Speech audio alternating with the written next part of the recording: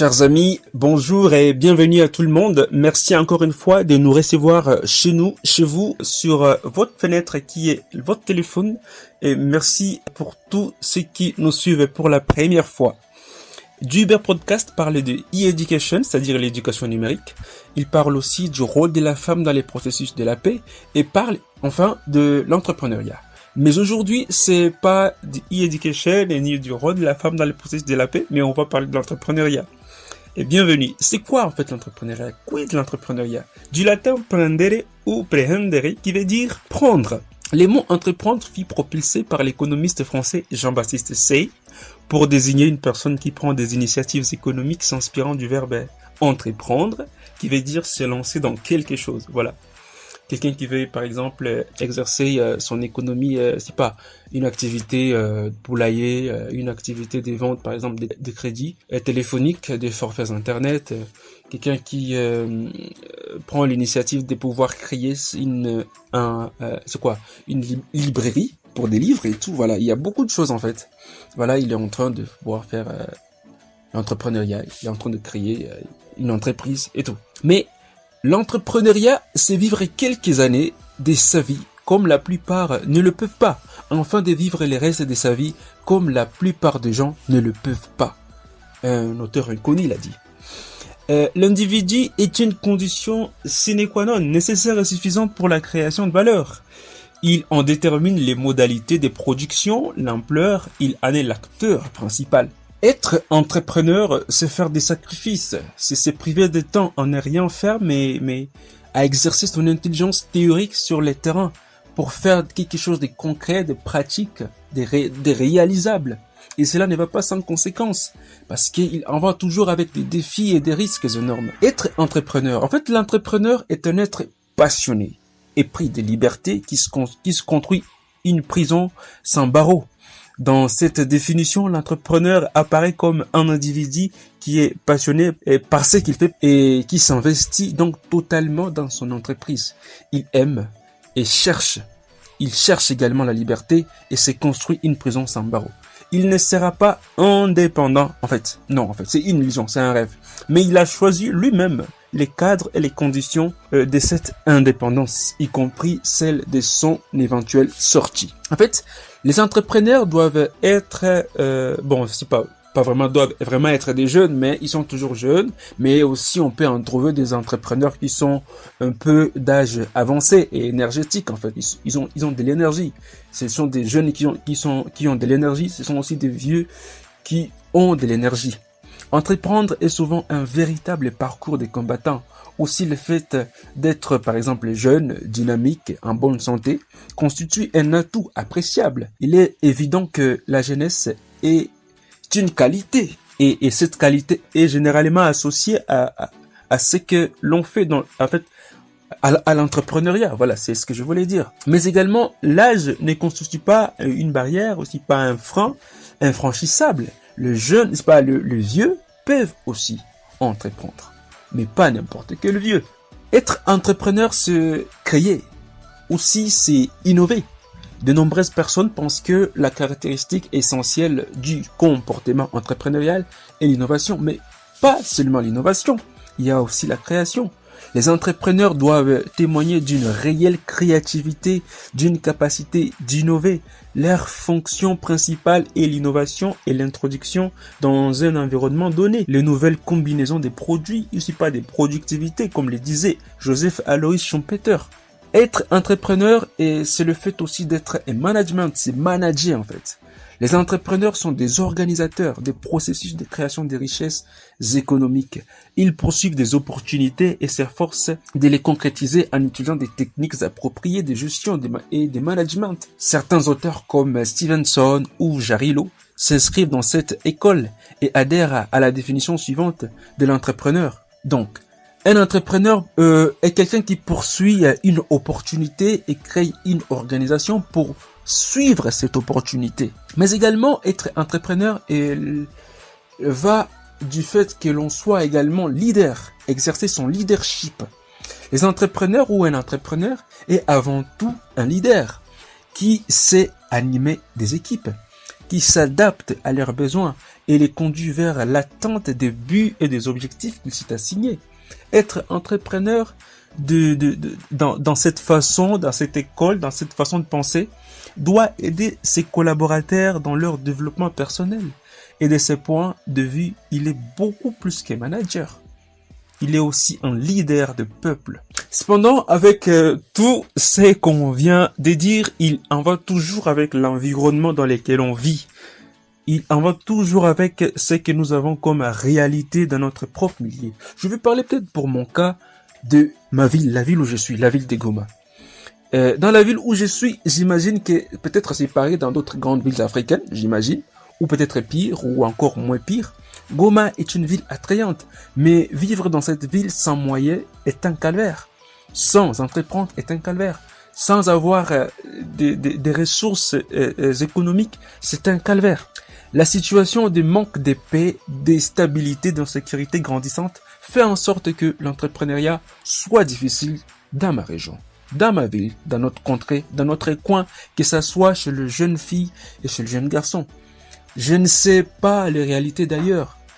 L'Est de la RDC demeure un théâtre de multiples conflits causés par des groupes armés commettant des atrocités telles que les massacres et les violations graves des droits de l'homme. Ces violations conduisent à des déplacements massifs des populations actuellement estimées à plus de 7 millions de personnes. Certaines filles, selon les rapports des humanitaires, s'adonnent à des hommes pour avoir de quoi mettre sous la dent. Et cela ne va pas sans conséquence sur le corps de la femme ou de la jeune fille, sur la famille. La situation éducationnelle est sans précédent.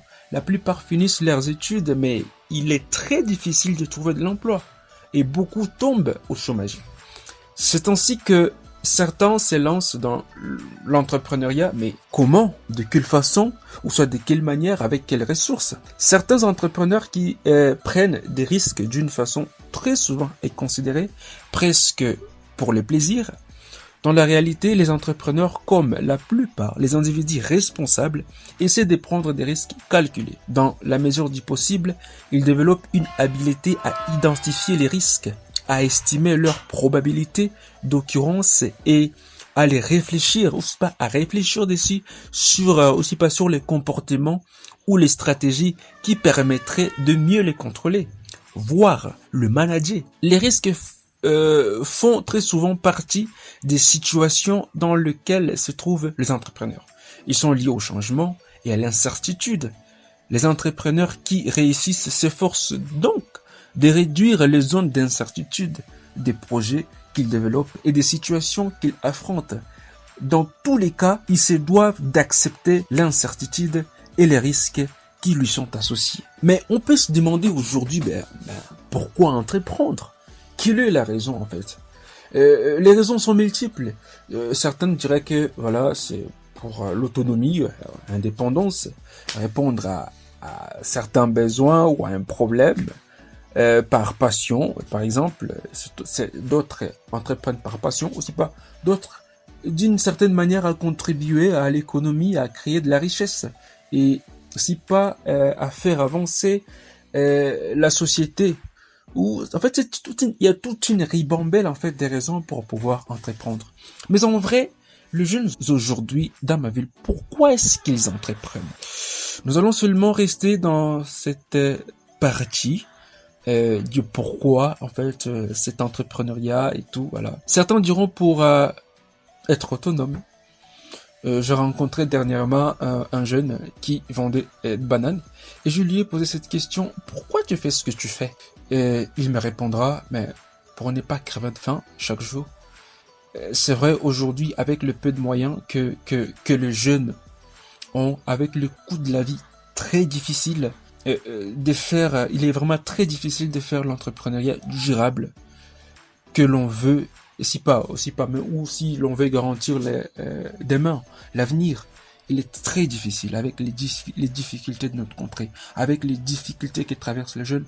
Donc c'est un peu difficile, c'est lourd en fait. Entreprendre, ça permet de devenir son propre patron ou d'être complètement indépendant, comme la plupart des gens le pensent. C'est ce qu'ils pensent, voilà, bon.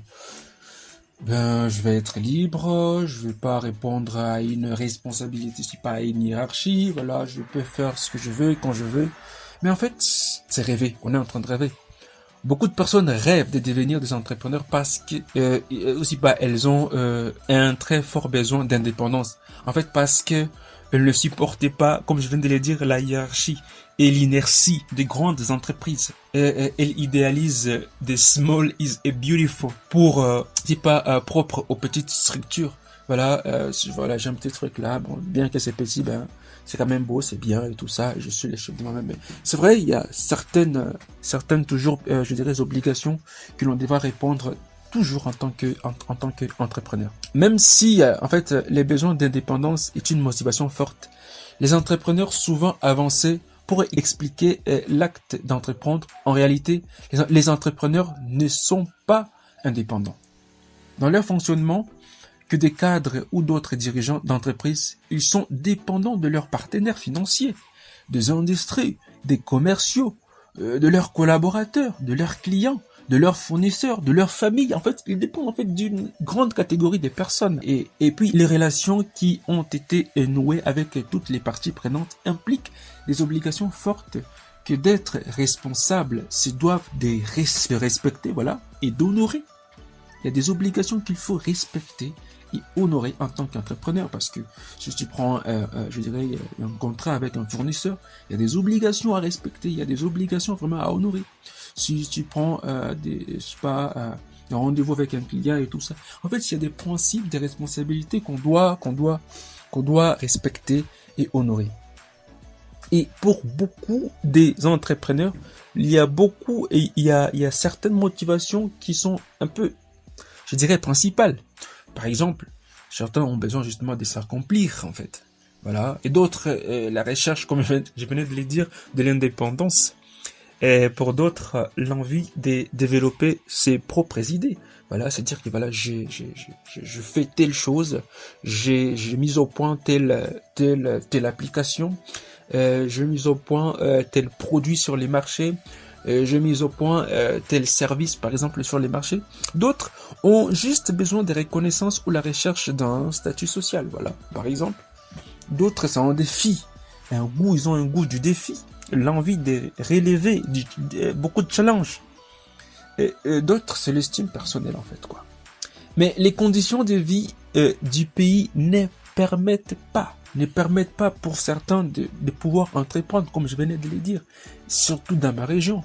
Même en RDC, avec le taux de chômage et tout ça, il n'y a pas de ressources, il n'y a pas... En fait, on est un peu du genre un peu bloqué. Et pour certains, ils sont un peu, je dirais, comme je peux peut-être emprunter cette phrase que j'ai utilisée au départ. Ils se sont créés en fait une prison, maintenant avec des barreaux. Ils se disent, ben, peut-être, voilà, les payer comme tel, ma situation telle comme telle, je peux pas entreprendre. C'est une condition de vie qui affecte la plupart des jeunes. Mais c'est vrai, pour entreprendre, il faut du courage. Il faut sortir de sa zone de confort. Il faut avoir une vision d'aigle. Il faut voir loin. Il faut aller au plus loin pour pouvoir essayer un peu de sortir de ce que notre propre pays nous impose. Pour entreprendre, plusieurs facteurs entrent en jeu, comme par exemple avoir un plan, un business plan, un business model. Il y a la façon d'étudier le marché, peut-être, voilà. Il faut avoir les finances, il faut avoir des stratégies marketing. En fait, il y a beaucoup de choses qui entrent en jeu et que pour se lancer en tant qu'un vrai entrepreneur, pas justement pour la survie, pour l'autosuffisance, voilà. Non, en fait, il faut justement pour créer des produits, pour créer des richesses, pour participer à l'économie, par exemple, du pays. Il faut plusieurs facteurs qui entrent en jeu. Et en tant que jeune, si pas en tant que vieux ou adulte, on doit connaître tout ça. Merci à vous qui vous m'avez suivi dans cette partie des podcasts. N'hésitez pas à commenter ces podcasts, aussi pas à me contacter sur mon site joybertpodcast.blog pour pouvoir laisser votre commentaire et prochainement nous améliorer. N'hésitez pas aussi à pouvoir nous proposer quelques sujets où l'on peut aborder, aussi par nous partager vos expériences pour essayer un peu d'en parler, pour essayer un peu d'échanger. Voilà. Nous restons sur le même numéro, le plus D4 990 3636 59 et puis sur notre site, voilà, vous avez tous nos contacts, n'hésitez pas en tout cas de nous contacter. Et aussi sur d'autres sites des podcasts comme Podbean, N'hésitez pas à nous chercher, nous sommes là-bas. N'hésitez pas à nous chercher aussi sur Castbox, sur Spotify, sur aussi, comment les dirais-je, Apple Podcast. Voilà, on est là, Joe Hubert Podcast. Donc, on partage des expériences et n'hésitez pas en tout cas à les repartager dans votre environnement. Pardon. Voilà. Merci, c'est Joe Hubert Podcast et portez-vous bien, à la prochaine.